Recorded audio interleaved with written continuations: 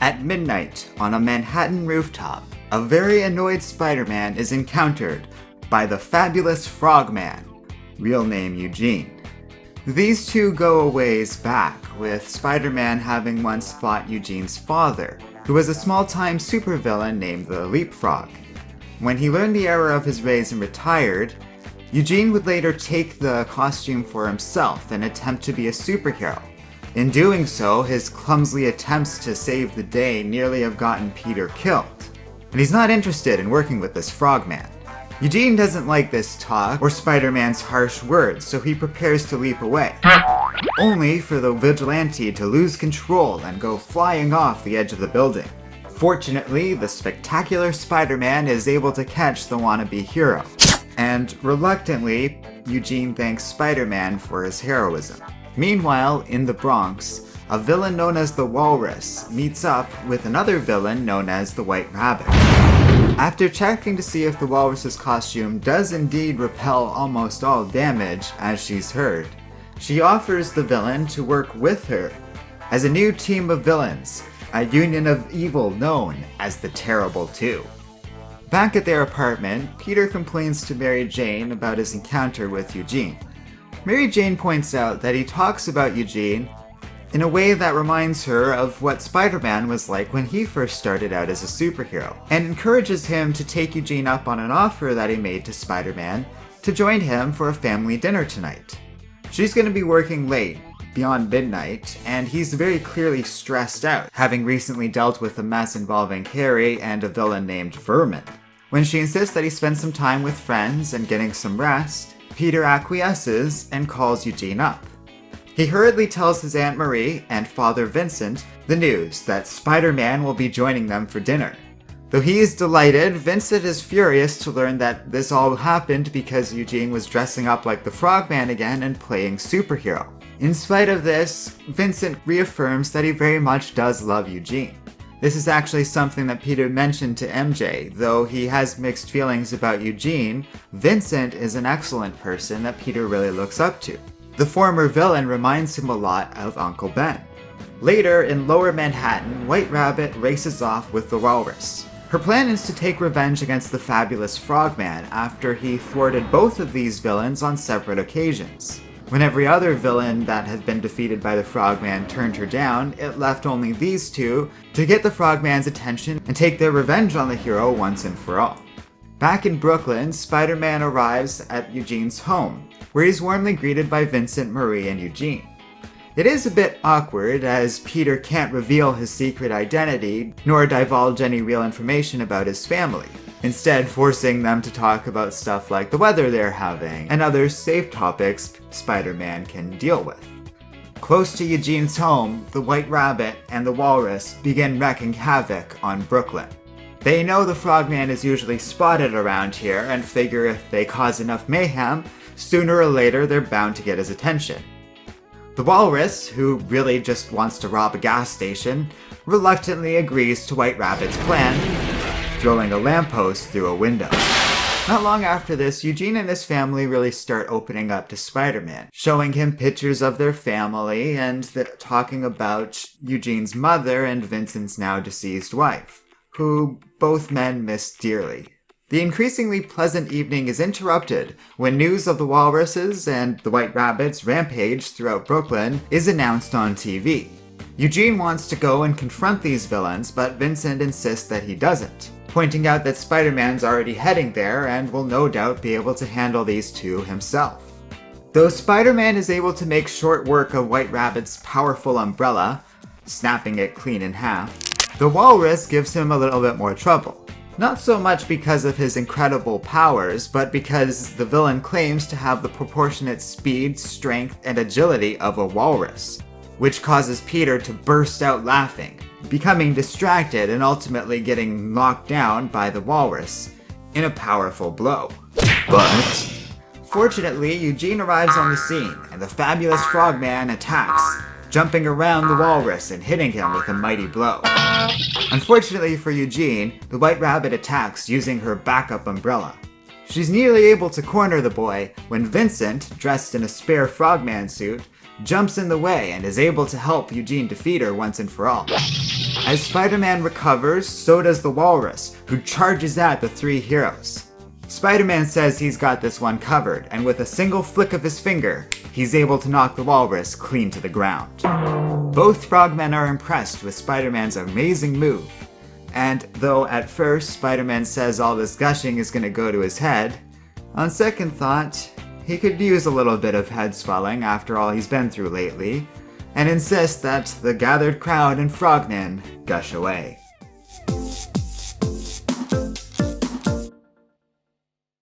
Hello and welcome to Comic Island. My name is Arden, and this is my review of the Spectacular Spider-Man number 185.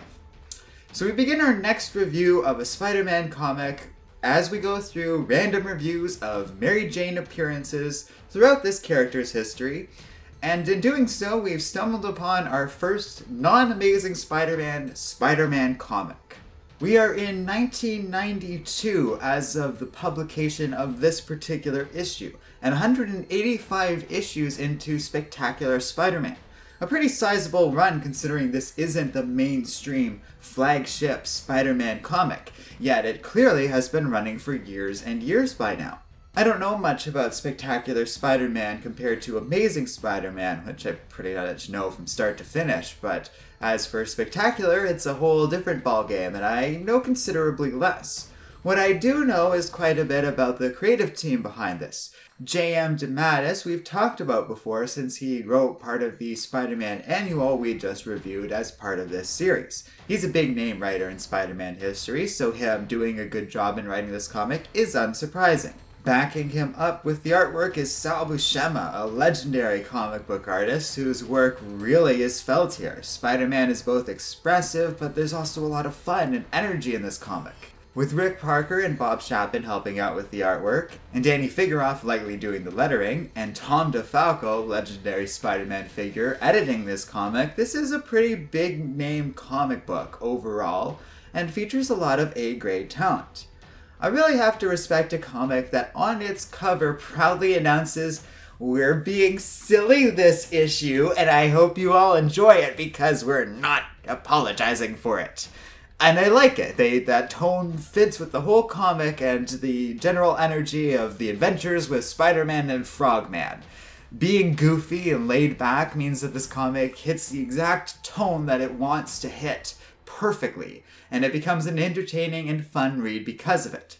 It is interesting though, because if we were to look at a Spider-Man comic from the 1960s written by Stan Lee, they would never in a million years announce on the cover that they're being silly.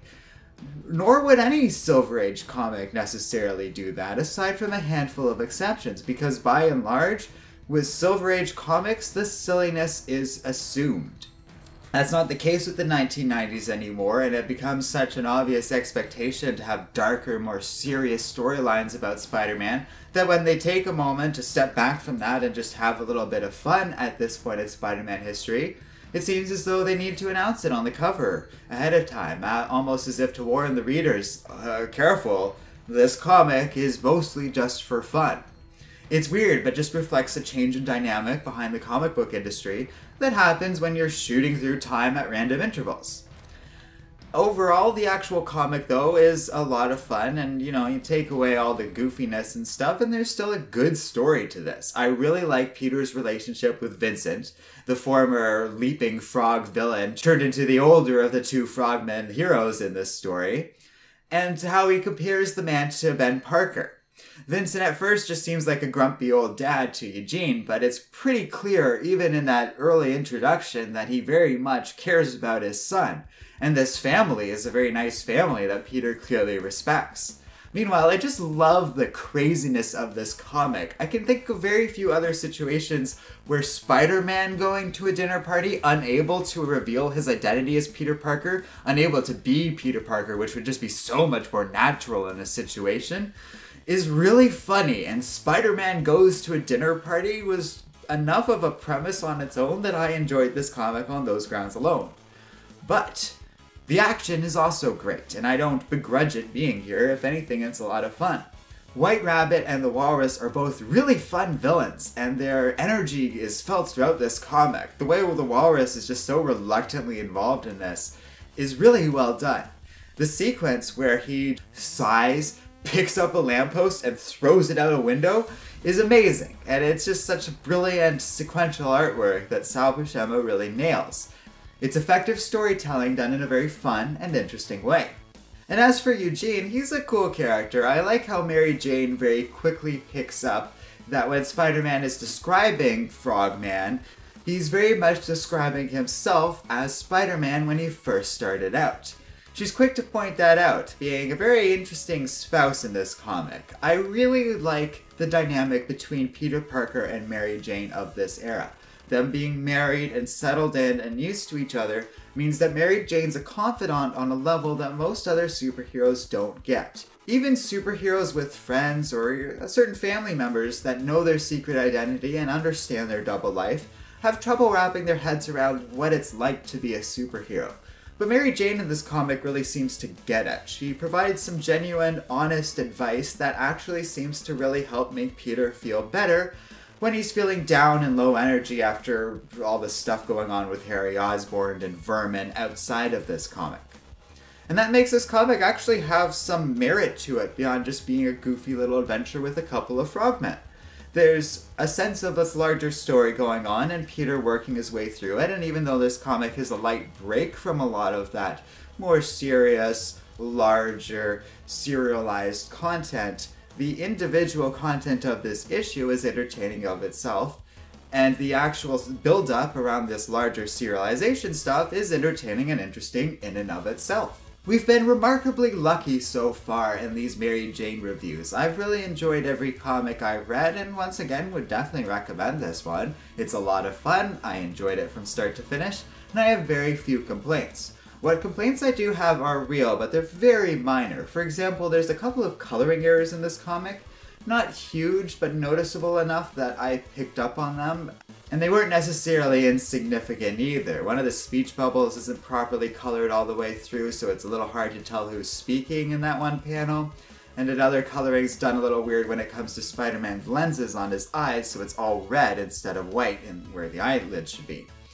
These are little things, of course, but they are noticeable, and they weren't really present in any of the comics we've reviewed so far, so it's worth commenting on.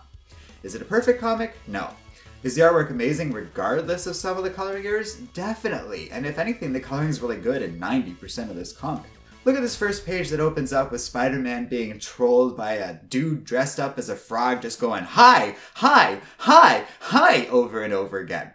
And if you think you're going to make some joke about the, trolls online nowadays or that whole Pepe thing, well, at a certain point there's only so much low-hanging fruit I can grasp at, and it's just a little too easy for my taste.